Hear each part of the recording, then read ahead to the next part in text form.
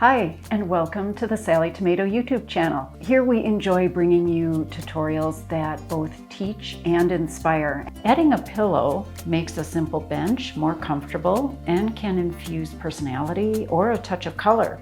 Our Sallie Tomato bench pillow includes a zipper so the cover can be removed and laundered or changed to reflect the seasons. Straps secure under the bench top to help keep the pillow in place. All right, gather your supplies, cut out all the pieces that you're going to need, follow the free downloadable pattern, and remember you can always pause the video as we go along. That way we're sewing at your pace. Are you ready? Let's begin.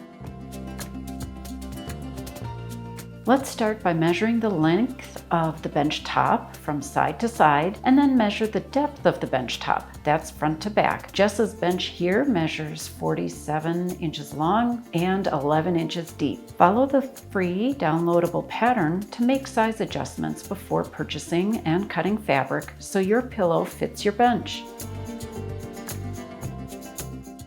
I've gone ahead and cut out all the pieces I need for this pillow. Pieces A for the pillow itself, pieces B for the straps, a piece C is the zipper facing, and then the zipper and Velcro are also cut to the lengths needed. Okay, let's begin making the straps.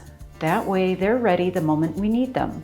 Fold one piece B or pillow strap in half lengthwise, right sides together. At the sewing machine, sew the aligned long edges with a 1/4 inch seam allowance. Next, add a pressing surface. Press the seam allowance open. I'm also positioning the seam at the center as I press. I'm using an iron on this cotton canvas, but you could use a press and roll tool if your fabric is heat sensitive. Back at the sewing machine, sew across one strap end with a 1/4 inch seam allowance. Turn the strap right side out through the open end. Then give the strap a press, and if you'd like, top stitch a 1/4 inch from each strap edge, just like I'm doing here. You'll repeat these steps to complete the remaining straps. I have 6 straps because it's a longer pillow, but if you have a much shorter bench, you may only need 4 straps. Now we can move on to preparing the pillow. First, mark an indent for the zipper on the wrong side of piece C, that's the facing, by drawing a horizontal line a 1/2 inch in from one long edge. You don't need to mark all the way to the end because next we'll draw a vertical line 2 inches in from each short edge between the raw edge and the horizontal line. I'm going to cut out the indent following the marked lines, but you could certainly skip this step. With right sides together, align the indented edge of the facing along one long edge of one piece A or pillow piece.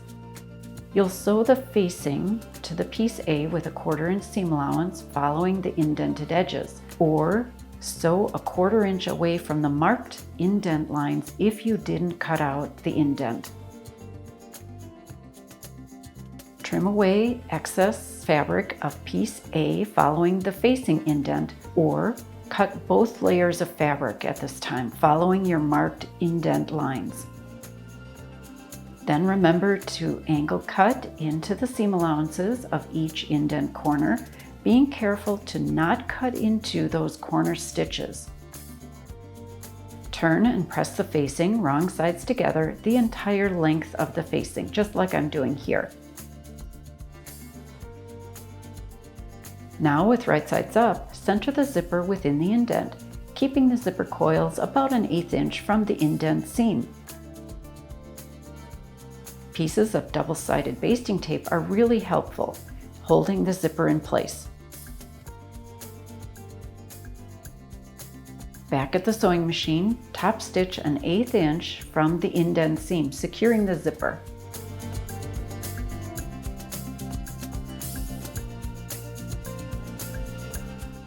The next step is to mark and cut out 1-inch squares from each corner of both pieces A.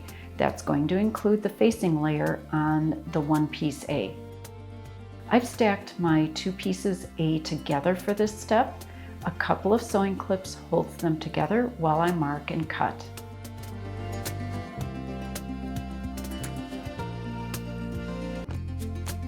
Okay, time to assemble the pillow. I'm simply folding piece A to find the center and marking it with a sewing clip. And we are ready for those completed straps. Start by centering a pair of straps along opposite long edges. Allow the raw end of each strap to extend a ½ inch beyond the raw edge of piece A. This way you'll know the straps are securely attached in the seams. I'm attaching the straps to piece A with the zipper, but you could use the second piece A instead. I'm simply folding piece A to find the center and marking it with a sewing clip. Then position the remaining pairs of straps equally spaced between the center straps and the short ends of piece A. Once the straps are positioned, take a few minutes to baste the straps in place at your sewing machine.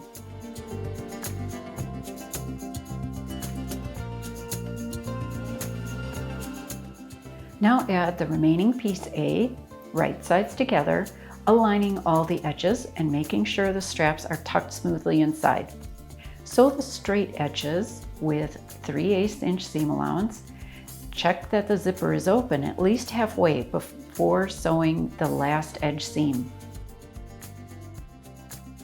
We have just 4 seams to go. Keeping right sides together, fold the seam allowances so the zipper seam allowance is smooth and flat, and with raw edges aligned, you're going to sew the boxed corners with 3/8 inch seam allowance. Open the zipper completely and turn the pillow right side out through the open zipper. Your pillow is almost complete.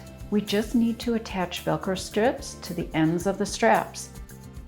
Again, double-sided basting tape is going to be really helpful here. Position the softer looped side of the Velcro on the wrong side of a strap, about a ½ inch from the short finished end. Place the remaining hook side of the Velcro on the opposite strap, this time positioning it on the right side of the strap. With an 1/8 inch allowance, top stitch along all edges of the Velcro on each strap. You'll repeat these steps to add the remaining Velcro strips to the remaining straps.